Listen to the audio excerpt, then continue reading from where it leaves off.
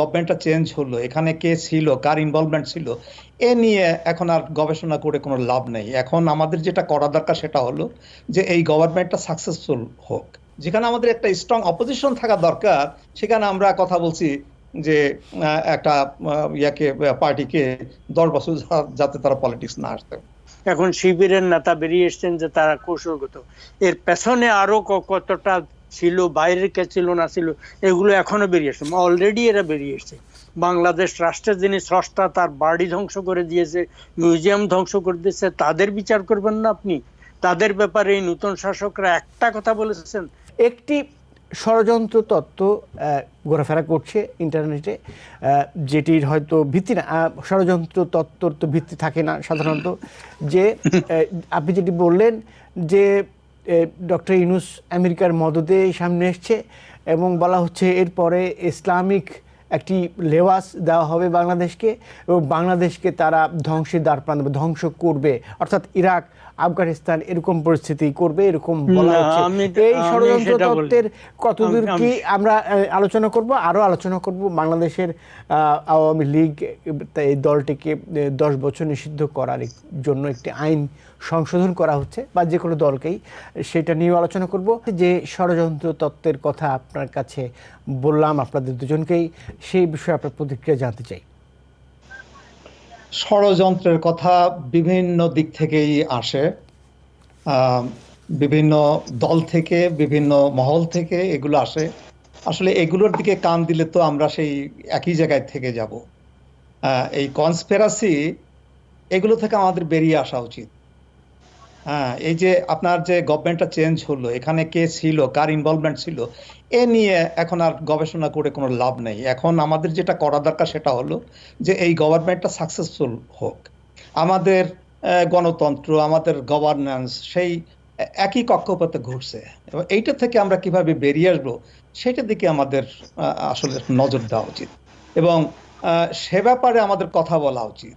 এই যে আপনি কিছুক্ষণ আগে বললেন যে এই যে একটা পার্টিকে 10 বছরের জন্য তারা অপরাধ করেছে, সে অপরাধের জন্য যাতে 10 বছর তারা পলিটিক্স করতে না পারে, সে ধরনের একটা অ্যামেন্ডমেন্ট আপনার কনস্টিটিউশনে আনার কথা শুনছি। না, একটা আইনে, আইসিটি, একটা আইনি, ওটা কোনো ইয়ে না, মানে অ্যামেন্ডমেন্ট না, আন্তর্জাতিক অপরাধ ট্রাইব্যুনাল আইন। জি হ্যাঁ, একটা কথা কিন্তু আমি এই যে এত যে আপনার এই যে সংস্কারের কথা আমি শুনতে পাচ্ছি, কিন্তু একটা কথা আমি শুনতে পাচ্ছি না, সেটা হচ্ছে দেখুন, আমি যদি আপনাকে জিজ্ঞেস করি যে এই যে আওয়ামী লীগ ক্ষমতা আসার পরে যে অ্যামেন্ডমেন্টগুলো করলো, একটা অ্যামেন্ডমেন্টের কথা বললি যে একটা অ্যামেন্ডমেন্ট করে তারা যে করলো, আপনার যে কেয়ারটেকার গভর্নমেন্ট ছিল সেটাকে স্ক্র্যাপ করলো। আচ্ছা, তারা কি এটা বেআইনি ভাবে করেছে? আমি যদি এই প্রশ্নটা আপনাকে করি যে এটা যে তারা স্ক্র্যাপ করলো, তারা কি বেআইনি ভাবে করেছে অ্যামেন্ডমেন্টটা? না, বেআইনি ভাবে করেনি। কেন করেনি? কারণ তাদের 2/3 মেজরিটি ছিল, তাই না? আপনার যদি 2/3 মেজরিটি থাকে, আপনি যে কোনো অ্যামেন্ডমেন্ট আপনি করতে পারেন। আপনি ওই সারা জীবন ক্ষমতায় থাকার জন্য অ্যামেন্ডমেন্ট করতে পারেন, আপনার সেটা তো বেআইনি না। এখন কেন এটা কেন হলো? এই যে মানে আমরা দেখেন, আপনি যদি দেখেন যে এই যে ক্ষমতার রদ বদল, একবার আওয়ামী লীগ আসে, একবার আপনার বিএনপি আসে। যে দল ক্ষমতা থেকে চলে যায়, তারা দেখেন যে তারা মানে তারা 5 বছরে তাদের শাসন এত খারাপ হয়েছে যে তারা কোনো মানে পার্লামেন্টে এতগুলো সিট পায় না যে যেখানে একটা গার্ডরেল হিসেবে, একটা স্ট্রং অপোজিশন হিসেবে কাজ করবে। এই যে আপনার অ্যামেন্ডমেন্ট করার সুযোগগুলো পায় কিভাবে? সুযোগগুলো তো পায় আপনার তারা যখন অ্যাবসলিউট মেজরিটি হয়, তারা মানে 2/3 কেন, তার সাথে বেশি সিট পেয়ে যায়। কাজে আমাদের এই যে এগুলো দেখতে হবে যে আমাদের একটা স্ট্রং অপোজিশন থাকা দরকার। আমাদের স্ট্রং, যেখানে আমাদের একটা স্ট্রং অপোজিশন থাকা দরকার, সেখানে আমরা কথা বলছি যে একটা পার্টিকে 10 বছর যাতে তারা পলিটিক্স না আসতে পারে। এই যে আপনার যিনি এই যে আপনার কি বলবো, যে ইলেকশন কমিশন যিনি সংস্কার করবেন, যার দায়িত্ব পড়েছে বদিউল আলম মজুমদার, ওনার কিন্তু আমি অনেক কথা শুনেছি যে ইলেকশনটা হয়ে গেল জানুয়ারি মাসে, তার আগে তার কাছ থেকে আমি বারবার শুনেছি যে বিএনপিকে ইলেকশনের বাইরে রেখে যদি কোনো ইলেকশন হয় সেটা গ্রহণযোগ্য হবে না। কিন্তু তিনি আবার এখন বলছে যে পরবর্তী ইলেকশনে যদি আওয়ামী লীগ না আসে, তাহলে সেটা গ্রহণযোগ্য তা হবে। এখানে পরিস্থিতি আছে। পরিস্থিতি তো বিভিন্ন ধরনের পরিস্থিতি বিবেচনা তো রাখতে হবে নাকি রাখতে হবে না? আওয়ামী লীগ যে অপরাধ করেছে, তাদের হাতে যত ছাত্র জনতা মারা গেছে, নিহত হয়েছে, শহীদ হয়েছে, সেই বিষয়টি তো মাথায় রাখতে হবে নাকি ওইটা ভুলে গেলে ভুলে যাবেন আপনি? না না, সেটা সেটা মাথায় রাখতে হবে আপনার। সেখানে আওয়ামী লীগের কি সবাইকে আপনি দোষারোপ করবেন?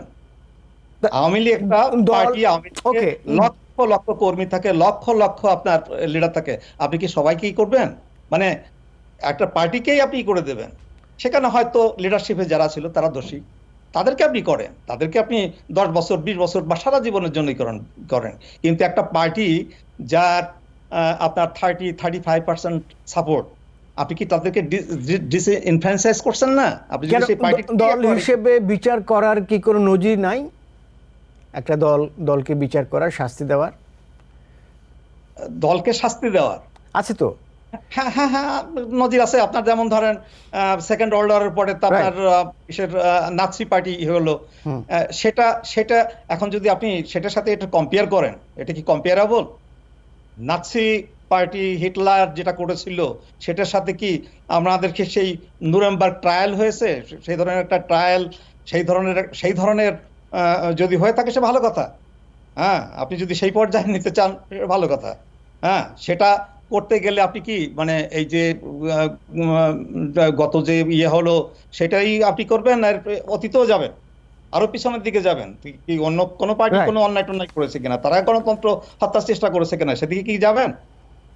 নাকি ওই মানে এই এবার যেটা হলো সেখানেই বসে থাকবেন? এখন আপনি যদি দেখেন যে ডিগ্রি অফ অফেন্স, হ্যাঁ, সেটা আপনি করতে পারেন যে কেউ হয়তো একটু বেশি করেছে, কেউ একটু কম করেছে, হ্যাঁ, সেটা আপনি বলতে পারেন। কিন্তু আমি মনে করি না যে সেই পর্যায়ের ক্রাইম হয়েছে যে একটা পার্টিকেই মানে 10 বছরের জন্য তারা আসতে পারবে না। তাহলে আপনি সৃষ্টিটা করছেন কি? আপনি সেটা যদি যান, সেটা আপনি সৃষ্টি করছেন, ধরে নিলাম যে আওয়ামী লীগকে আপনি বাদ দিলেন, বিএনপি, তারপর তো দলই থাকে একটা। আপনি একটা দলকে বাদ দিলে, একটা মেজর পার্টিকে বাদ দিলে, বাংলাদেশ কিন্তু এখন একটা 2 দলীয় ডেমোক্রেসি হয়ে গেছে। আপনার আরো অনেকগুলো পার্টি আছে কিন্তু তাদের সাপোর্ট নেই, সাপোর্ট তো 2 দলেরই আছে। আপনি 35 যদি করেন, যোগ দেন, তাহলে 70% হয়, বাকি সবাই মিলে, তার মধ্যে আবার কিছু ইন্ডিপেন্ডেন্ট আছে, সবকিছু মিলিয়ে আপনার ভোটার। তো সেখানে আপনি ধরেন আওয়ামী লীগকে আপনি বাদ দিলেন, বিএনপি ক্ষমতা আসলো, আবার সেই এই যে আমি যেটা বললাম যে যদি আপনার আশঙ্কা ঠিক আছে, যদি ভারসাম্যহীন পার্লামেন্ট হয়, যদি সেখানে বিরোধী মত প্রকাশের জায়গা না থাকে, যদি বিরোধী দল শক্তিশালী না হয়, তাহলে যে ফ্যাসিজম আমরা পেছনে ফেলে এসেছি সেই একই ফ্যাসিজম সামনে হয়তো আমরা দেখতে পাবো। আশঙ্কাটা আপনার এরকমই? সেই জন্যই তো আমি বলছি যে আমাদের একটা স্ট্রং অপোজিশনের দরকার। অপোজিশনে আপনার যদি অপোজিশন না থাকে, তাহলে অপোজিশন পার্লামেন্টে যাবে, তারা একটা রেলগার্ড হিসেবে কাজ করবে। আমি একটু এই ধরনের অ্যামেন্ডমেন্ট না করতে কাছে এই মুহূর্তে যেতে চাই, সেটি হচ্ছে, আপনি কি মনে করেন না যে আওয়ামী লীগের দল হিসেবে বিচার করা উচিত? নেতাকর্মীদের তো করতেই হবে, কিন্তু দল হিসেবে তাদের বিচারের মুখোমুখি হওয়া উচিত না? আমার মনে হয় না। এটা তো যারা অপরাধ করেছেন, প্রফেসর সাহেব যেমনটা বলেছেন, তাদের যদি অপরাধ করেছেন সেটা প্রমাণ করা যায়, তাদের বিরুদ্ধে মামলা হবে, তারা কি কি অপরাধ করেছে আনবে ইত্যাদি। আর যারা নিষিদ্ধ করার কথা বলেছেন, এটা কিন্তু একটা উল্লেখযোগ্য ব্যাপার। বাংলাদেশের সমগ্র জাতি মানে যেখানে একটা মুক্তিযুদ্ধ করেছে, সেই মুক্তিযুদ্ধের সময় মুক্তিযুদ্ধের বিরোধিতা করে বা অধিকৃত বাহিনী, দখলদার বাহিনী এবং মুক্তিযুদ্ধের বিরুদ্ধে মানে হত্যা, নারকীয় হত্যাকাণ্ডে যারা ধ্বংসযজ্ঞে লিপ্ত ছিল, সেই পাকিস্তানি বাহিনীর দোসর হিসাবে, সহায়ক হিসাবে জামায়াত ইসলামী আনুষ্ঠানিকভাবে সেখানে রোল প্লে করেছে। শেষ মুহূর্তে আলবদর বাহিনী তৈরি করে তারা মানে বুদ্ধিজীবীদের হত্যা করেছে। সেই দলকে আওয়ামী লীগের প্রতি এই 15 বছরের ফ্যাসিস্ট শাসন কথা সবাই বলছে, আওয়ামী লীগের উপরে প্রচন্ড চাপ ছিল তাদেরকে নিষিদ্ধ ঘোষণার জন্য। নিষিদ্ধ ঘোষণা করেনি, শেষ মুহূর্তের কথা আমি পরে আসছি। তেমনকি হেফাজত ইসলাম, অন্য যারা এবং সমস্ত ধর্মভিত্তিক রাজনীতি যারা করে, তাদেরকে নিষিদ্ধ করার জন্য বারবার চাপ হয়েছিল প্রচন্ড, বিশেষ করে জামাতের উপরে। জামাতকে তারা নিষিদ্ধ করেনি, শেষ মুহূর্তে করেছে সেটা আরেকটা প্রেক্ষাপট, যেটা অনেকে বলেছে তারা একেবারে পতনের মুখে যখন তাদের হচ্ছে। এখন তো দেখা যাচ্ছে তারা যেটা বলেছে নিষিদ্ধ করা ঠিক হয়নি, এটা একটা হতে পারে, কিন্তু সেই ঠিক হয়নি বা হয়েছে, কিন্তু এই যে শিবিরের ছাত্ররা তারা যারা এখন তারপরে হেফাজতের লিডার মমিনুল হককে এই সরকার প্রতি রীতিমতো ভয়ঙ্কর ভাবে পাবলিকলি বক্তব্য দিয়ে দিয়ে হুমকি উচ্চারণ করছেন, বলছেন যে তোমাদের এটার পেছনে আমরা অর্গানাইজ করেছি, আমরা অর্গানাইজ, কৌশলগত কারণে আমরা সেটা তখন প্রকাশ করিনি, খবরদার হুঁশিয়ার, আমাদের কথা মতো তোমাদেরকে চলতে হবে, আমাদের এইটা তোমরা করতে পারবে, এর বাইরে করতে পারবে না। এখন শিবিরের নেতা বেরিয়ে এসছেন যে তারা কৌশলগত, এর পেছনে আরো কতটা ছিল, বাইরের কে ছিল না ছিল, এগুলো এখনো বেরিয়ে আসছে, অলরেডি এরা বেরিয়ে এসছে।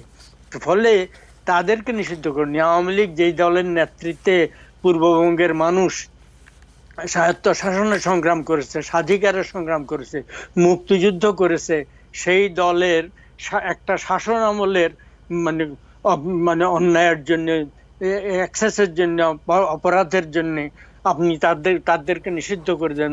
পৃথিবীতে তাহলে অনেক দল অনেক কিছু, মানে রিপাবলিকান পার্টি প্রায় অন্ধভাবে ট্রাম্পকে সমর্থন করছে, ট্রাম্পের সমর্থকরা যুক্তরাষ্ট্রের পার্লামেন্ট ভবন কংগ্রেস অ্যাটাক করছে, সেখানে পুলিশ মেরেছে, অন্য কয়েকজন মারা গেছে এবং বহু লোক আহত হয়েছে, পার্লামেন্টের স্পিকারের চেয়ার অবমাননা করেছে প্রেসিডেন্টের।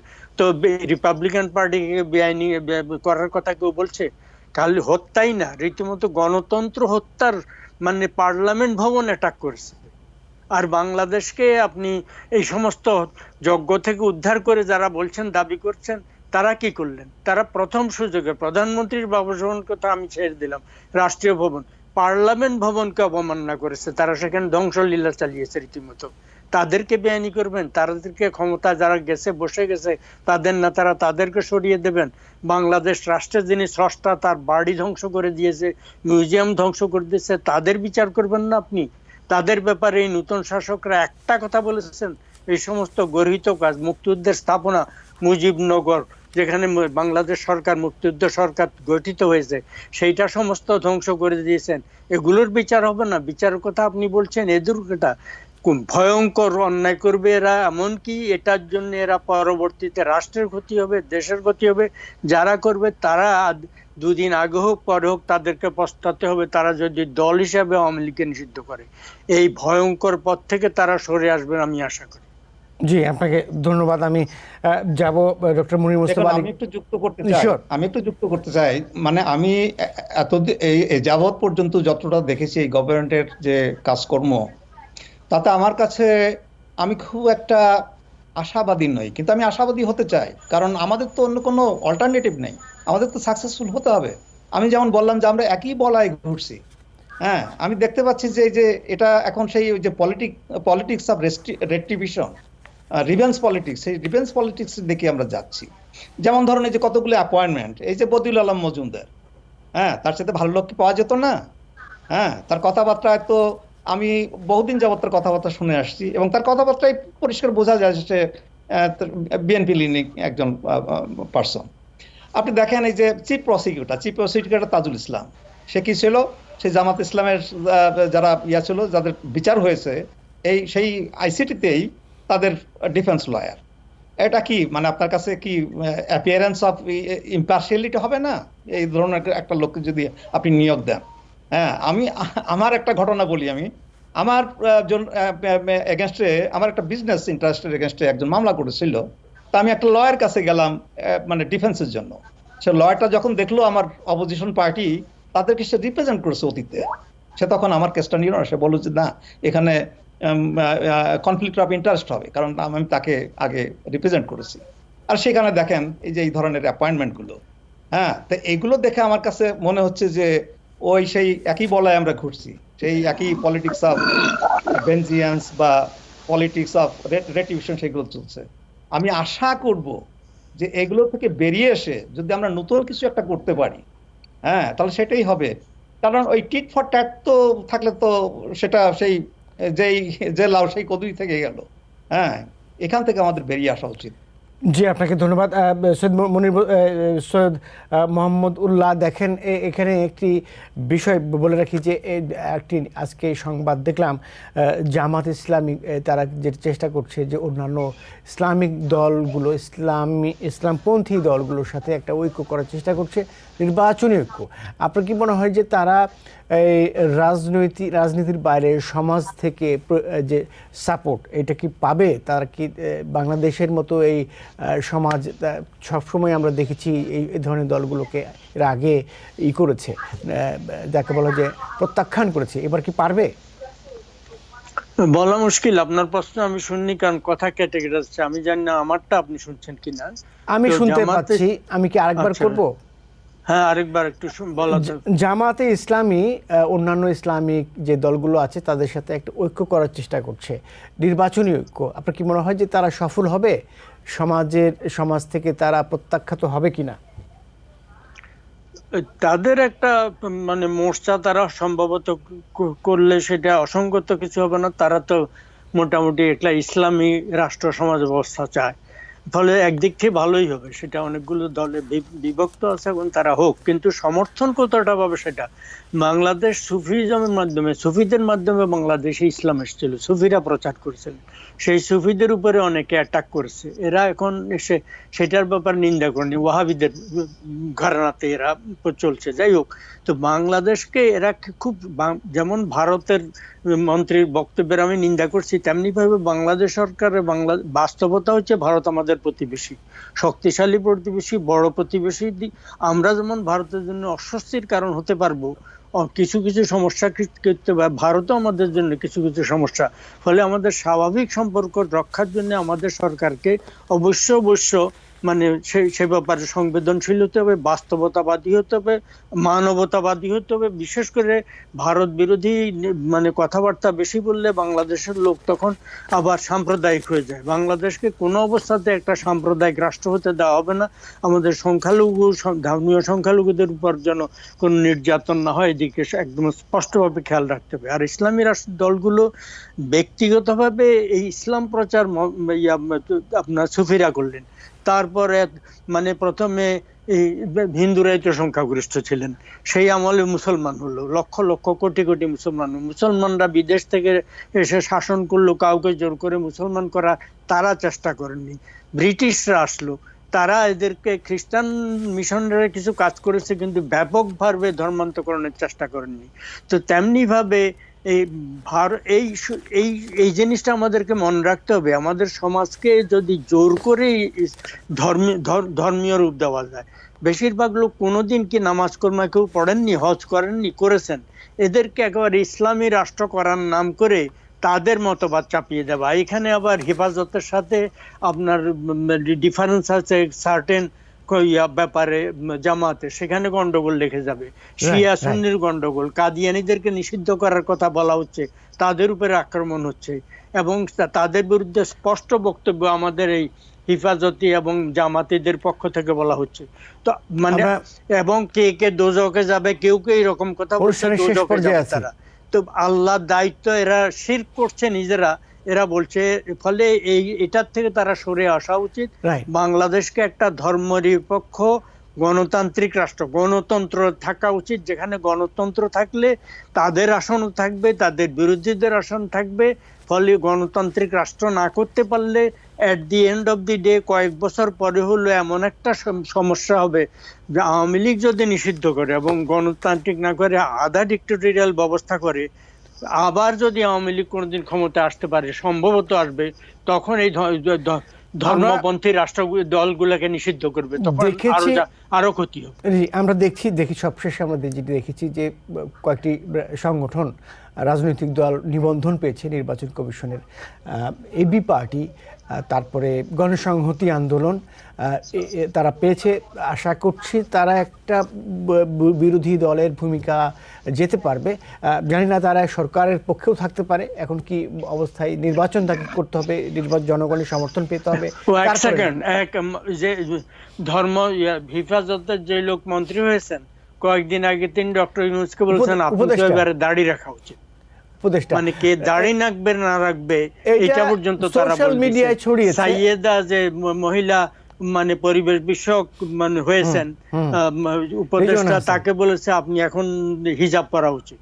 তো কিভাবে শুরু হয়ে গেছে কদিন পরে আপনাদের আমাদের টেলিভিশনে যে মহিলারা নিউজ পড়েন তাদের আমরা এখনো কিন্তু জানি না, রাষ্ট্র নির্দেশ দেবে।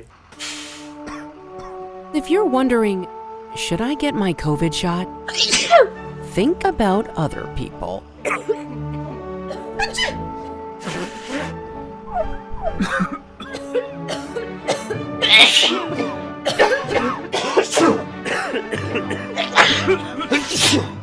Set a date to get your COVID shot and RSV if eligible. Learn more at nj.gov/health/vaccines. New York থেকে সম্প্রচারিত TVN 24 টেলিভিশন বিশ্বজুড়ে বাঙালির কণ্ঠস্বর।